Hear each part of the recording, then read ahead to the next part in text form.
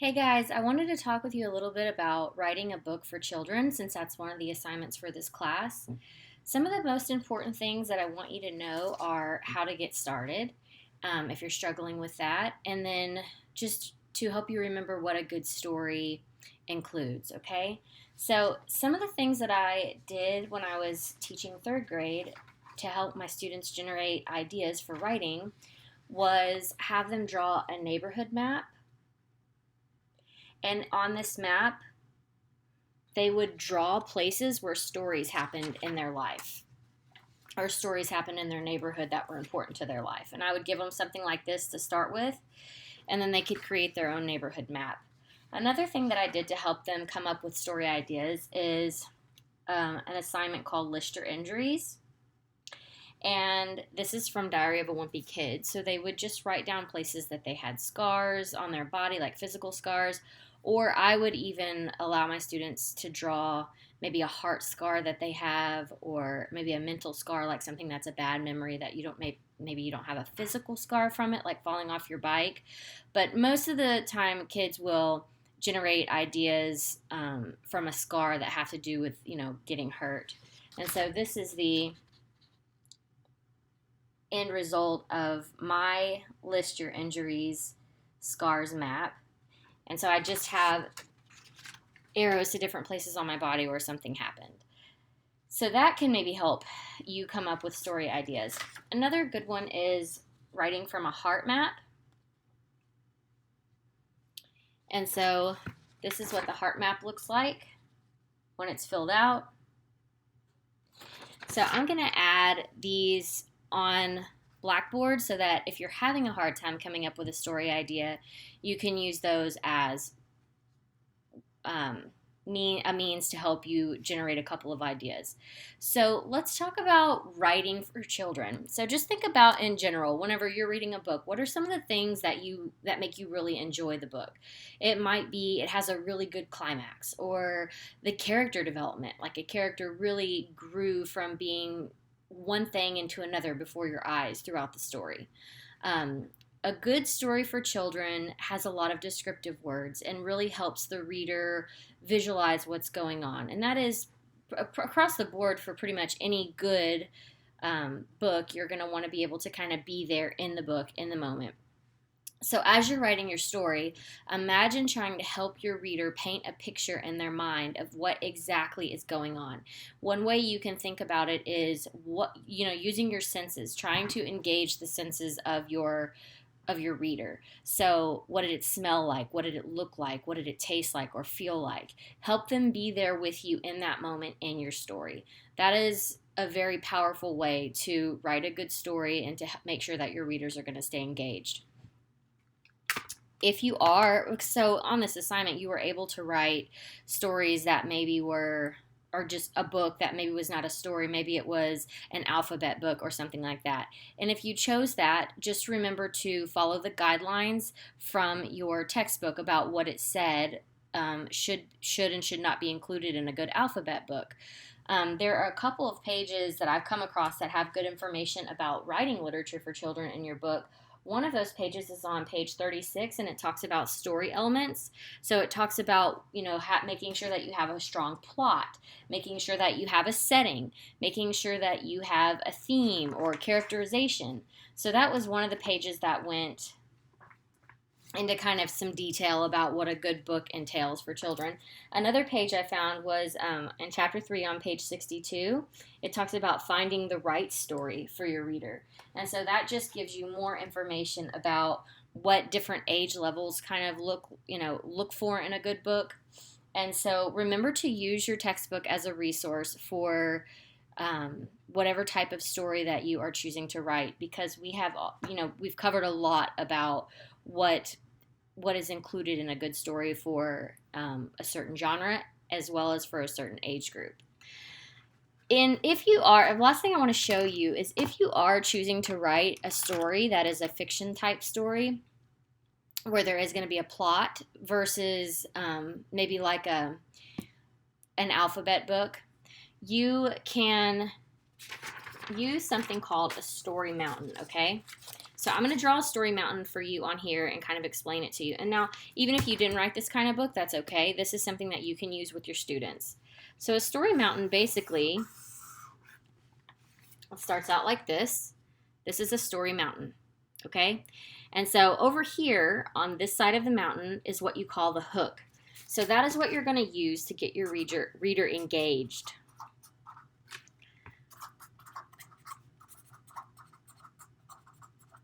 So the hook of your story has to be something that is going to get your reader excited to read your book. So explaining maybe the problem at the very beginning, starting out with something crazy happening to get your reader's attention.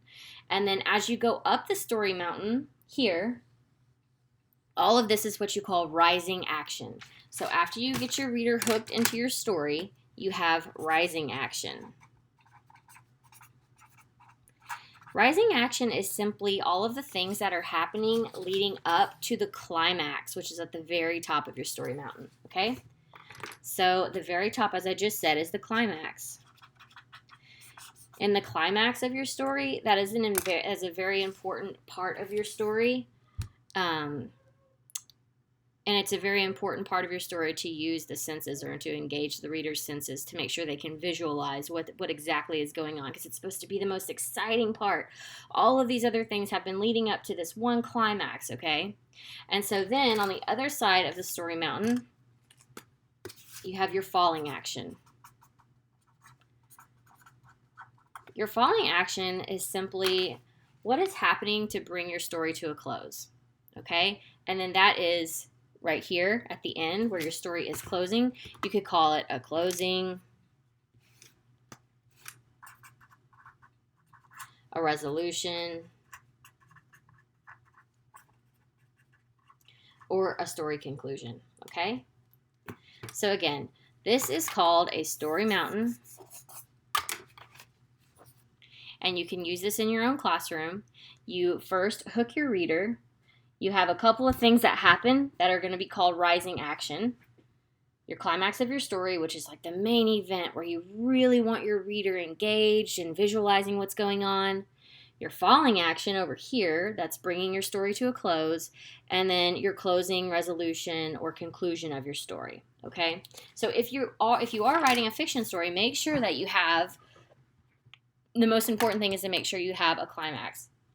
So one thing that I'll see from my student writers is that a lot of times they want to explain, like let's say it's a story about, oh gosh, going to the beach. Okay, you have to decide as the writer, is it important to tell about the drive to the beach? Is it important to tell who you're with, what the day feels like? If those things are very important to the climax of your story or to the point of your story that you're trying to get across to children, because remember with children, your story probably should have a theme. It should have something that a child is learning through the characters or through the story itself. So like if you're writing about going to the beach, is it important to tell about the drive there, who you were with, that you stopped at the convenience store, filled up your ice chest, that you had to stop at 4 red lights, and then you had to take a left and you were driving down the highway, and then finally you saw the beach, and then you got to the beach and you parked your car and you pulled out the umbrella and you had to put on sunscreen, and your mom was arguing with your little brother because he didn't want to wear sunscreen. And so you're telling all these things, right? But what is your story about? Your story is actually about walking down the beach and seeing the jellyfish that you saw. You'd never seen a jellyfish. Okay, so my advice to you is all those other details about going to the beach, what kind of day it was, yes, you can include them if you want, but make it to where it's like 1 or 2 pages. Set the day up. Who were you with? What was the weather like? And yes, we went on this drive to the beach. We got there, we unloaded the car, and then I walked to the water's edge. And I was walking along the water's edge, and the waves were rushing up, and the warm salt water was brushing over my feet. And I was looking at some passerby who had brought their dog to the beach and playing frisbee with their dog, and I wasn't watching where I was stepping. And all of a sudden, my little sister screamed, "Ah!" And she said, "Watch out, watch out." And she pushed me, and I fell over into the water, and I looked at her, and I was so mad because I thought she just pushed me for no reason. And then I saw it. There it was, the biggest gloopiest, and you can even make up words if you want, the biggest, ugliest, jelliest, and so you're really describing this jellyfish, and you could see its tentacles. And I remembered from when I was in school one time reading about underwater sea creatures that this was actually a jellyfish. Jellyfish can sting you. That's when I realized that I owed my sister a thank you. Instead of being angry with her, she had stopped me from stepping on this jellyfish. Or you can make it to where you did step on the jellyfish. You know what I mean? So most of the pages in your book are going to be about that moment when you almost stepped on this jellyfish, or you did step on this jellyfish. And then of course then your mom comes up, and she's upset, and she's glad you're okay, but she's upset that you guys had walked down the beach and you weren't supposed to be. You had gone too far and there was a jelly. So this is why, and you agreed that you wouldn't do it again, and you'd be careful where you walked, and whatever, kind of however you want to bring that falling action back down. And the conclusion of the story is, and you give a conclusion, okay, about your day at the beach and the time that you saw a jellyfish. And so it can be something like that. You could even include in the beginning of your story about how you and your sister had been fighting on the way there. It's this beautiful day. You're going to the beach. You should be happy, but you didn't feel happy because you and your sister kept fighting and arguing who was going to sit in the front seat or whatever. And that's why whenever you finally got to the beach and you were walking down the beach and there was this jellyfish there and she pushed you, that you fell into the water and you were ready to get into another fight with her. But then you realized that, so maybe then your story, so that's what you have to decide. Is the point of it going to be all about this jellyfish that you saw, or is it going to be about you fighting with your sister, and the jellyfish was just like the climax of the story where you thought it was going to be the biggest fight of all, but then it turns out she was actually helping you?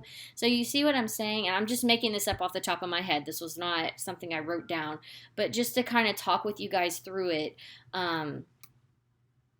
Really focus in on what you want the point of your story to be. And so, again, we have, if you're having a hard time coming up with a story idea, you can do writing from a heart map. And I'm going to have, if this will help you, I'll put this on Blackboard, and you could even print it out if you think that would be beneficial to you. And then writing from a scar, so you could talk about a story about the time you had some kind of scar, like maybe you have a scar on your knee from falling out of the rope swing in your backyard. So writing from a scar, and this will be on Blackboard for you to print as well. And then writing from a neighborhood map, so things that happened in your neighborhood, places in your neighborhood where a story maybe took place. Remember that you can use a story mountain to plot out your story and make sure that you have all of the story elements on there. And remember to use your textbook. And this is especially important if you have decided to write a different type of book, such as an alphabet book. Then you wouldn't really probably be using a story mountain. Make sure that your reader can visualize your story. You're using lots of sensory details, especially around the climax of your story. And what you're trying to do as the author is paint a picture in the mind of your reader about what is happening. They need to be there with you in the story. Remember that children's picture books are usually 32 pages, and I said that it could be less for this, but right around 32 pages. So when you're writing your story up, it would be very wise to do it page by page, so you're kind of visualizing what you're going to have on each page. And don't forget your prop. And so your prop can be a flannel board or a backpack with little Velcro pieces or Velcro things that you're taking in or putting in and taking out of the backpack. It could be a puppet character, a mask. So remember, and I gave you resources for that on Blackboard. You can look up, you could follow the link to different props you can use as your storytelling, and you can look at the examples of props that I put up for my students last semester. Just remember that the prop is there to help support the student engagement during the reading of the story, or to help them better understand the story. So for example, on the backpack with the Velcro pieces, so throughout that story that student had written last semester, putting the things into the backpack was to help the reader better understand what a person would pack when going on a camping trip. And so the prop had a very supportive role with her book, but it doesn't have to be that way. It could just be a mask or something to engage.